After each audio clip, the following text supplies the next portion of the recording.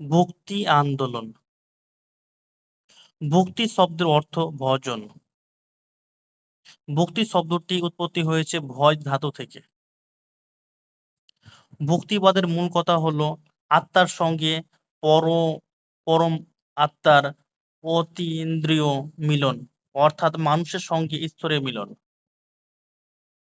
ভক্তিবাদী সাধকদের মতে অন্তরের পবিত্রতা ও ঐকান্তিক ভক্তি ঈশ্বর লাভের একমাত্র উপায়। সপ্তম থেকে দ্বাদশ শতকের মধ্যে ভারতের দাক্ষিণাত্যে, বিশেষ করে তামিলনাড়ুতে শৈব ও শৈব-নায়নার ও বৈষ্ণব আলবার সম্প্রদায়ের মধ্য দিয়ে ভক্তিবাদী আন্দোলনের বিকাশ ঘটে। ইউরোপীয় প্রখ্যাত পণ্ডিত মার্কস ওয়েবারের মতে মোক্ষ লাভের পথ হিসাবে ভক্তি মার্গের ধারণা খ্রিস্ট ধর্ম থেকে নেওয়া হয়েছে। ঐতিহাসিক গ্রিয়ারসন এর মতে খ্রিস্ট ধর্ম থেকেই একেশ্বরবাদ ও ভক্তি ধারণাটি এসেছিল। অধ্যাপক ইউসুফ হোসেন তার glimpses of medieval Indian culture শীর্ষক গ্রন্থে বলেছেন, ভক্তিবাদী আন্দোলনের প্রেরণা এসেছিল ইসলাম ধর্মের নীতি ও আদর্শ থেকে। ঐতিহাসিক কে এম পানিক্করের মতে ভক্তিবাদ হলো ইসলামের একশ্বরবাদের পরিপ্রেক্ষিতে হিন্দু ধর্মের এক নতুন ব্যাখ্যা, যদিও এর ভিত্তি ছিল শ্রী শ্রী শ্রীমদ্ভগবদ্গীতা।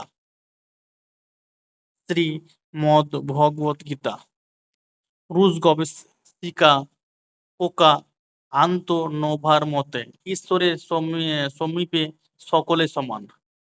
ভক্তিবাদের এক সামাজিক সাম্য ক্ষমতাসীনদের বিরুদ্ধে প্রতিবাদ, মুসলমানদের আধিপত্য ও হিন্দুদের জাতিভেদ প্রথার বিরুদ্ধে প্রতিবাদ।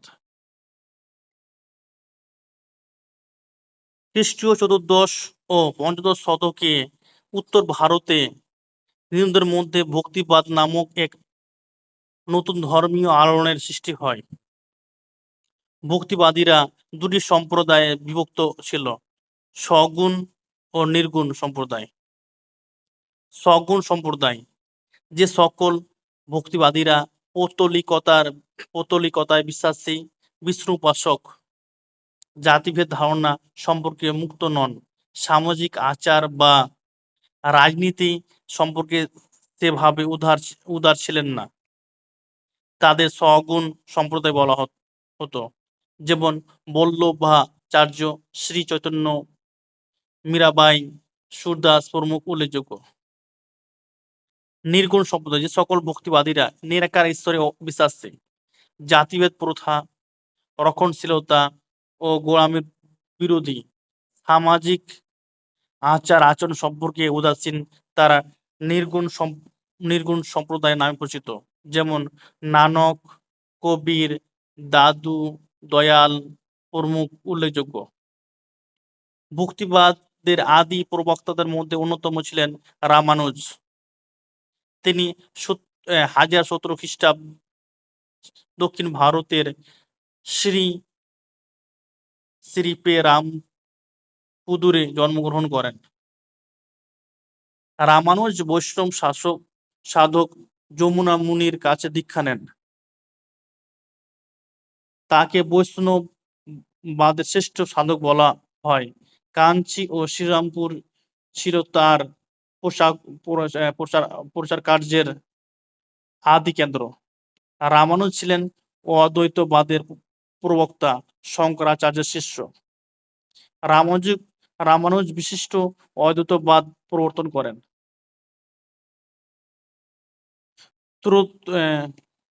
ত্রয়োদশ শতকে দক্ষিণে নিমবার্ক ও মাধবাচার্য ভক্তিবাদের প্রচার করেন। ত্রয়োদশ শতকে দক্ষিণে নিমবার্ক ও মাধবাচার্য ভক্তিবাদ প্রচার করেন। রামানুজের সমসাময়িক ছিলেন নিম্বার্ক। ব্রহ্মসূত্রের ব্যাখ্যা করেন তিনি, বেদান্ত পরাজিত স্বরূপ রচনা করেন। নিম্বার্ক দ্বৈত ও অদ্বৈতবাদের মধ্যে সমন্বয় সাধনের চেষ্টা করেন। দক্ষিণ ভারত থেকে উত্তর ভারতে ভক্তিবাদের বাণী বহন করে আনেন গুরু রামানন্দ। তার দল বৈরাগী নামে পরিচিত। রামানন্দ প্রয়াগের কাছে মালকোটের এক ব্রাহ্মণ পরিবারে জন্মগ্রহণ করেন। তিনি রামাত বৈষ্ণব সম্প্রদায়ের প্রতিষ্ঠা ছিলেন। রামানন্দ ছিলেন রামানুজের শিষ্য। রামানন্দ হিন্দি ভাষায় ধর্ম প্রচার করতেন। রামানন্দ হিন্দি ভাষায় ধর্ম প্রচার করতেন। রামানন্দ ছিলেন রামানুজের শিষ্য।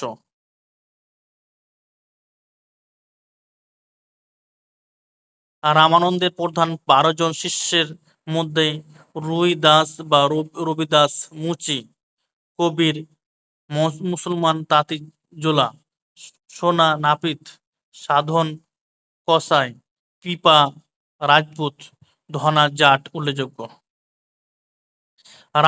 রামানন্দের পরম ভক্ত ও সর্বশ্রেষ্ঠ শিষ্য ছিলেন কবির। কবির নিরু নামে এক মুসলিম তাঁতির নিকট পালিত হন। কবির সম্ভবত দিল্লি সুলতান সিকান্দার লোদির সমসাময়িক ছিলেন। কবিরের অনুগামীরা কবিরপন্থী নামে পরিচিত। কবির মুসলমানদের নামাজ ও হিন্দুদের পূজার বাহ্যিক আড়ম্বরে বিশ্বাসী ছিলেন না। কবিরের উপদেশগুলি হিন্দি ভাষায় 2 লাইনে ছোট ছোট কবিতার আকারে রচিত হতো, যা দোহা নামে পরিচিত। ঐতিহাসিক তারাচাঁদের মতে সর্বধর্ম বর্ণ সমন্বয়ে প্রেমের ধর্ম প্রচার করাই ছিল কবিরের লক্ষ্য। শিখ ধর্মের প্রবর্তক গুরু নানক 1469 খ্রিস্টাব্দে পাঞ্জাবের লাহোর শহরে 35 মাইল দক্ষিণে তালবন্দি গ্রামে এক ক্ষত্রিয় পরিবারে জন্মগ্রহণ করেন। তালবন্দি গ্রাম বর্তমানে পাকিস্তানের অন্তর্গত শিখ সম্প্রদায় প্রধান তীর্থ নানকানা সাহেব নামে পরিচিত। গুরু নানকের পিতা নাম হল কালু ও মাতার নাম ত্রিপতা। নানক পরিবর্তিত ধর্মের মূল মন্ত্র ছিল সৎ শ্রী আকাল, অর্থাৎ সত্যরূপে ভগবানের আরাধনা। নানক মনে করতেন নাম, ঈশ্বরের গুণগান, দান, জীবের সেবা, স্নান, দেহশুদ্ধি এর মাধ্যমে আধ্যাত্মিক উন্নতি সম্ভব। নানকের শিষ্যরা শিখ নামে পরিচিত। শিখ কথাটি সংস্কৃত শিষ্য কথার অপভ্রংশ। নানকের উপদেশাবলীর কেন্দ্র করে শিখদের পবিত্র ধর্ম গ্রন্থ আদি গ্রন্থ বা গ্রন্থ সাহেব বর্ষিত হয়। নানকের প্রিয় শিষ্য ছিলেন মর্দন। তাকে সঙ্গে নিয়ে তিনি বিদেশে যান। কথিত আছে নানক মক্কা, মদিনা ও সিংহল দ্বীপে ভ্রমণ করেছিলেন।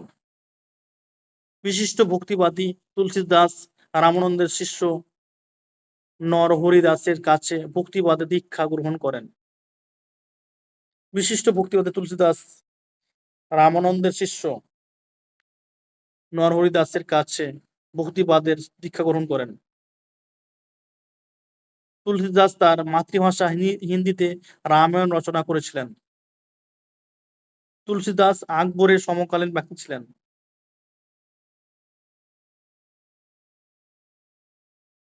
দক্ষিণ ভারতে বৈষ্ণব ধর্মের শ্রেষ্ঠ প্রচারক হলেন বল্লভাচার্য।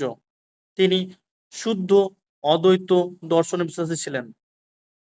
অন্ধকবি সূরদাস ছিলেন বল্লভাচার্যের শিষ্য। তিনি শ্রীকৃষ্ণের উপাসক ছিলেন। বল্লভাচার্য জগৎগুরু মহাপ্রভু উপাধিতে ভূষিত হন। তুলসীদাসের রামচরিত মানুষ হিন্দি হিন্দি সাহিত্যের এক উল্লেখযোগ্য সাহিত্যকৃতি। বল্লভাচার্যের উত্তরাধিকারী বিঠলনাথ ছিলেন আকবরের অত্যন্ত শ্রদ্ধেয় ছিলেন। জন্মকাল এক নজরে শ্রী চৈতন্যদেব। জন্মকাল ১৪৮৬ খ্রিস্টাব্দে ফেব্রুয়ারি মাস, দোল পূর্ণিমা তিথি।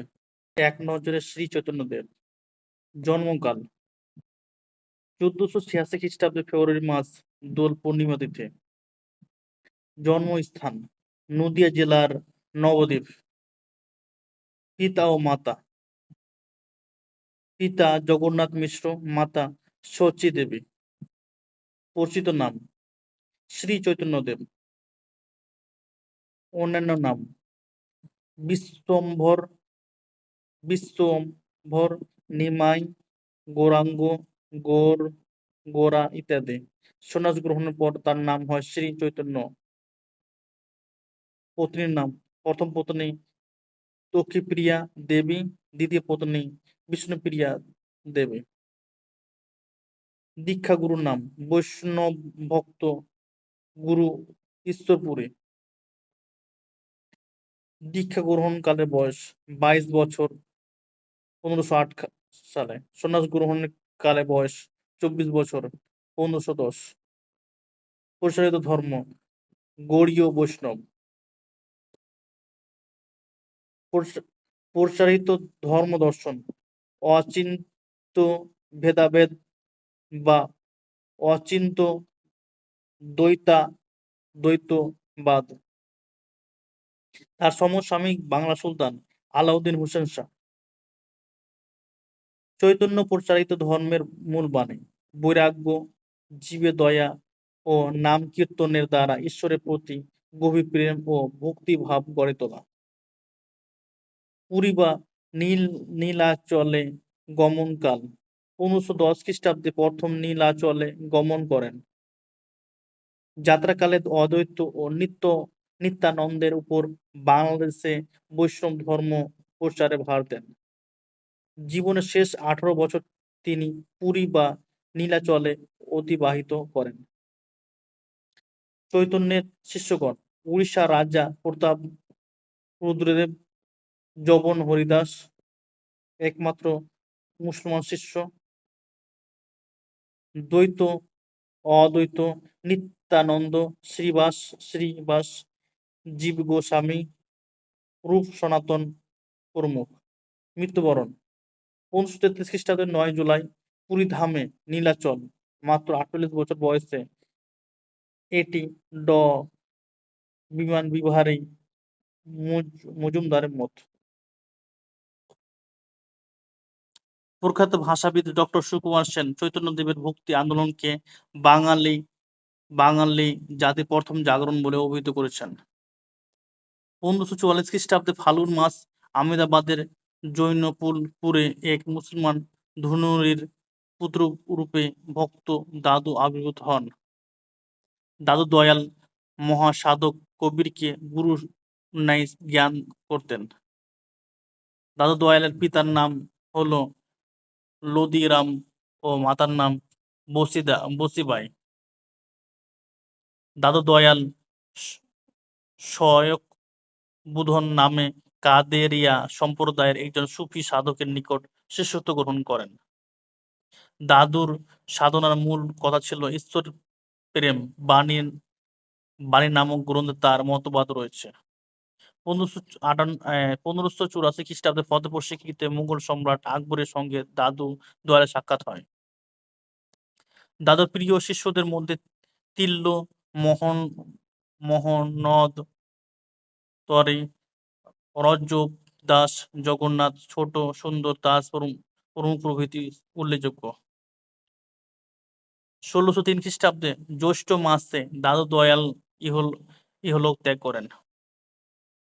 রমানন্দের শিষ্য নরহরি দাসের কাছে তুলসীদাস ভক্তিবাদের দীক্ষা গ্রহণ করেছিলেন। তুলসীদাস রামকে ঈশ্বরের অবতার রূপে দেখেছিলেন। তুলসীদাস মুঘল সম্রাট আকবরের সমসাময়িক ছিলেন। ভক্তির সাধক জগজীবনী সাত নামী বল্লভাচার্যের পুত্র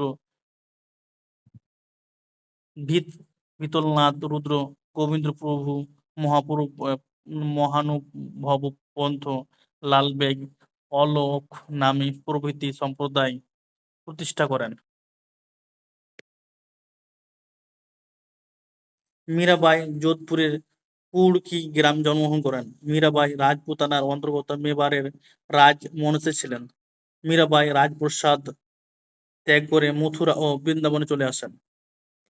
মীরাবাই ব্রজবুলি ভাষায় তার ভজন গানের মধ্য দিয়ে কৃষ্ণের প্রতি ভক্তি নিবেদন করতেন। এগুলি মীরার ভজন নামে পরিচিত। মীরাবাই বল্লভ ও চৈতন্যর ভক্তিবাদের অনুগামী ছিলেন। মহারাষ্ট্রে জ্ঞানেশ্বর ও তার শিষ্য নামদেব ভক্তি ধর্ম প্রচার করতেন। নামদেব ছিলেন একজন দর্জি। নামদেব প্রচারিত ধর্মের মূল কথা ছিল সুচিতা, ভক্তি ও হরিনাম কীর্তন। নামদেব মনে করতেন ঈশ্বরের উপাসনার জন্য মন্দির মসজিদ প্রয়োজন নাই। তুকারাম ছিলেন মহারাষ্ট্র তথা সমগ্র ভারতের ভক্তিবাদের শ্রেষ্ঠ কবি। তিনি বিষ্ণুর উপাসক ছিলেন। সাধক কবি রামদাস তার শিষ্য শিবাজি কর্তৃক মারাঠা জাতীয়তাবাদের সূচনা করেছিলেন। মধ্যযুগে রাষ্ট্রের চার ধরনের ভক্তিবাদের প্রসার ঘটে: মহানুভব, বারকারী, ধারকারী বা তারকরে, তত্ত্বতীয় যথাক্রমে কৃষ্ণ, বিঠল, রাম ও দত্তাত্রেয় এর উপাসক ছিলেন। জ্ঞানেশ্বর ছিলেন বারকারী ভক্তিবাদের জনক। তারপর রামদেব হলেন মহারাষ্ট্রের বারকারী আন্দোলনের শ্রেষ্ঠ ধর্মপ্রচারক। ভারতের আসামের বৈষ্ণব আন্দোলনের স্রষ্টা ছিলেন শঙ্করদেব। শঙ্করদেবের ধর্মমত ভগবদ্গীতা ও ভাগবতকে ভিত্তি করে গড়ে ওঠে। শঙ্করদেবের প্রচারিত ধর্মকে একশ্বরণীয় ধর্ম বা মহাপুরুষায় ধর্ম বলা হয়।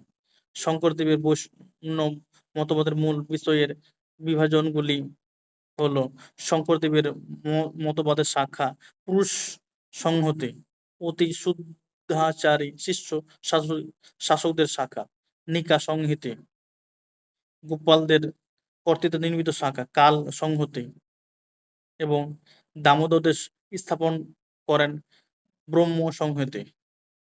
শঙ্করদেব আসামে চৈতন্য নামে পরিচিত হন। তার শিষ্যরা এক শরণ নামে পরিচিত ছিল। শঙ্করদেব একেশ্বরবাদ ও হিন্দু সংস্কৃতি ঐক্যে বিশ্বাসী ছিলেন। কয়েকজন গুরুত্বপূর্ণ ভক্তিবাদী প্রচারকগণ: উত্তর ভারত হচ্ছে রামানন্দ চতুর্দশ শতক, কবির চতুর্দশ শতক, তুলসীদাস 1532 থেকে 1523, 1623, সুরদাস 1483 থেকে 1568, শ্রীরামচন্দ্র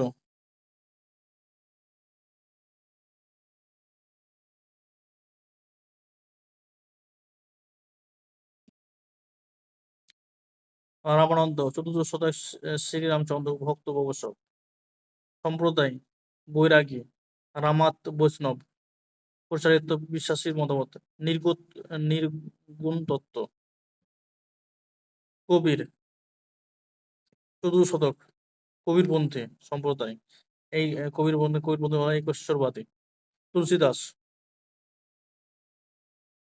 ভক্তবাদ শ্রীরামচন্দ্র। সুদাস শ্রীকৃষ্ণ।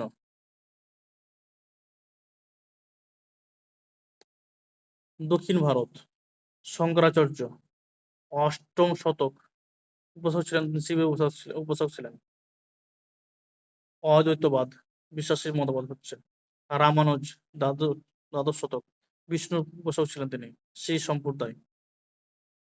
বিশিষ্টাদ্বৈতবাদ। নিম্বার্ক বা নিম্বাদিত্ব দ্বাদশ বা ত্রয়োদশ শতক বিষ্ণুর উপাসক ছিলেন তিনি। শঙ্করী সম্প্রদায়, দ্বৈতবাদ, বল্লভাচার্য 1471 থেকে 1531 শ্রীকৃষ্ণের উপাসক ছিলেন তিনি। শ্রদ্ধা দ্বৈতবাদ তিনি বিশেষ ছিলেন। মাধবাচার্য 14শ শতক বৈষ্ণব সম্প্রদায় বেদান্তের দ্বৈতবাদ। পশ্চিম ভারত গুরু নানক 1469 থেকে 1538 শিখ সম্প্রদায় একেশ্বরবাদী তত্ত্ব। নামদেব 1270 থেকে 1350 বিষ্ণু একেশ্বরবাদী তত্ত্ব। জ্ঞানেশ্বর 14দশ শতক পিঠোরা বারকারী সম্প্রদায় বারকারী মুক্তিবাদ। মীরাবাই গিরিধারীলাল দাদু দয়াল 1544 থেকে 1603 শ্রীরামচন্দ্র ব্রহ্ম সম্প্রদায় দাদু পন্থী একেশ্বরবাদী তত্ত্ব। রামদাস 1608 থেকে 1669 শ্রীরামচন্দ্র উপাসক ছিলেন তিনি। বল ভীম সম্প্রদায় অদ্বৈতবাদ। পশ্চিম ভারত পূর্ব ভারত শ্রী চৈতন্যদেব 1486 থেকে 1533 শ্রীকৃষ্ণ তিনি উপাসক ছিলেন। গৌড়ীয় বৈষ্ণব সম্প্রদায়। অচিন্ত ভেদাভেদ তত্ত্ব বা অচিন্ত দ্বৈতবাদ। শঙ্করদেব 1586 থেকে 1486 থেকে 1568 শ্রীকৃষ্ণ এক স্তরণ সম্প্রদায় এক স্তরণীয় ধর্ম। ভক্তিবাদী প্রচারকদের রচিত গ্রন্থ। রামানুজ বেদান্ত সংগ্রহ লেখেন। তুলসীদাস রামচরিত মানস, কবিতাওয়ালি জানকী মঙ্গল, গীতাওয়ালি, পার্বতী মঙ্গল, বিনয় পত্রিকা। কবির দোহা লেখেন। জ্ঞানেশ্বরী, ভাবার্থদীপক, তুরাকাম, আভঙ্গ, নিম্বার্ক, সিদ্ধান্ত রত্ন, বেদান্ত পরিজাত সৌরভ, মাধবাচার্য, ভারতার্থ পরিনির্ণয়, ভিতলনাথ শুদ্ধ দ্বৈত। ভক্তিবাদী রচয়িতা গ্রন্থ। নবজি, ভক্তমল, সুরসাগর, সুরওয়ালি, গুরু নানক, গ্রন্থ সাহেব, দাদু দয়াল লেখেন বাণী, একনাথ ভাবার্থ রামায়ণ, রামদাস দশবোধ, করুণা শক্তি, আনন্দ ভবানী দাস সত্যপ্রকাশ, প্রেম প্রকাশ। ভক্তিবাদী প্রচারকসমূহের উক্তিসমূহ। শঙ্করাচার্য মুক্তির একমাত্র পথ হলো জ্ঞান। রামানুজ কর্মের দ্বারা আসক্তি বা মায়ের উদ্ভব, ভক্তি যোগের দ্বারাই প্রকৃত মুক্তি সম্ভব। শঙ্করাচার্য ঈশ্বর বা তার সৃষ্ট জগৎ এক এবং বেদই হলো সত্যের চরম উৎস। রামানন্দ শ্রী রামচন্দ্রই ঈশ্বর, তার প্রতি অবিচল ভক্তি মানুষকে মুক্তির পথ দেখায়। জাতিপাতি উচ্ছাই না কয়, হরিকো ভোজ সকরি কা হয়। শঙ্করাচার্য ব্রহ্ম সত্য, জগৎ মিথ্যা এবং জগতে অস্তিত্ব মায়াবাদের প্রভাবে অনুমিত। কবির পাথরের মূর্তির মধ্যে যদি ঈশ্বর অধিষ্ঠান, তাহলে আমি সুবিশাল পর্বতকে দেবতা হিসেবে পূজা করার পক্ষপাতে। রাম ও রহিম এক হে নাম ধরা হে দো।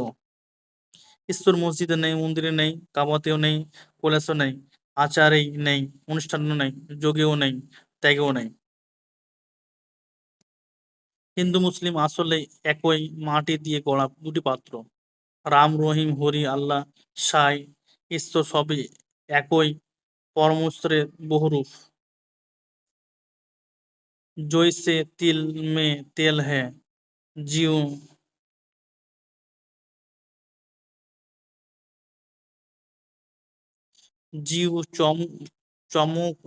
चकमक में आग, तेरा साई तुझ में है, तू जाग सकता साग, तू जाग सके तो जाग। গুরু নানক, রাম ও রহিম এক অভিন্ন, এটা পরম সত্য। শ্রী চৈতন্যদেব, ত্রিনা পদে শুনিছেন তয়োর্পি সহিষ্ণু, আমিনা আমানিনা মাননের কীর্তনিয়া সদা হরে। मीराबाई, मेरे तो गिरिधर गोपाल दूसरों का कोई। দাদু দয়াল, ভগবানের রাজ্যে হিন্দুর মন্দির নাই, মুসলমান মসজিদ নাই এবং সেখানে কোনো সাম্প্রদায়িকতার স্থান নাই। আমি হিন্দু নই, মুসলমান নই, আমি করুণাময় ঈশ্বরের সাধক। আল্লাহ ও রামের ভ্রম আমার ছুটেছে। হিন্দু, তুর্কিতে মুসলমান কোনো জাতভেদ নেই। আমি আমি হিন্দু হতে চাই না, মুসলমান হতে চাই না, ষড়দর্শনের পথ আমার নয়। আমি চাই দয়াময়কে। বল্লভাচার্য, সকল জীবই ঈশ্বরের সন্তান। আত্মার মুক্তি আসে শ্রীকৃষ্ণ ও জীব সেবার মধ্য দিয়ে। নামদেব, পাথরে দেবতা ও মিথ্যা ভক্তি পরস্পরের পরিপূরক হতে পারে না। তুর্কিরা পাথরের দেবদেবীকে সমুদ্রে নিক্ষেপ করলেও তাদের আর্তনাদ শোনা যায়নি। Tulsidas, restless love for God, who is as dear to his bhaktas go to miser। মুক্তিবাদের প্রভাব, সুদীর্ঘ কাল ধরে চলে আসা হিন্দু মুসলিম জাতিভেদ ভক্তিবাদের প্রভাবে বহুলাংশে হ্রাস পায়। উভয় সম্প্রদায়ের মধ্যে সম্প্রীতির পরিবেশ রচিত হয়। ভক্তিবাদের প্রভাবে সমাজে জাতিভেদ, উচ্চ নীচ বৈষম্য, বর্ণাশ্রম, ধর্মের জটিলতা অনেকাংশে হ্রাস পায়। ভক্তিবাদের প্রভাবে নারীরা ধর্মীয় ও সামাজিক স্বাধীনতার স্বাদ অনুভব করে। নারীদের সামাজিক মর্যাদা বৃদ্ধি পায়। ভক্তিবাদের প্রভাবে বিভিন্ন আঞ্চলিক ভাষার বৃদ্ধি ঘটে। শিখ ধর্ম প্রসারের ফলে গুরুমুখী লিপি সমৃদ্ধ হয়। ভক্তিবাদের প্রসারে মারাঠি সাহিত্য সম্পদশালী হয়। ধর্মীয় ক্ষেত্রে বাহ্যিক আচার অনুষ্ঠান বর্জন করিয়ে ভক্তিবাদীরা অনেক সামাজিক ব্যাধি দূর করতে সমর্থন হন। ভক্তিবাদী ধর্ম প্রচারের ফলে হিন্দু ধর্মে উদারতা ও ভ্রাতৃত্বের ভাব গৃহীত হয়। নিম্ন বর্ণের হিন্দু ও ধর্মে রূপান্তরিত হওয়ার ঘটনা অনেকটাই কমে যায়।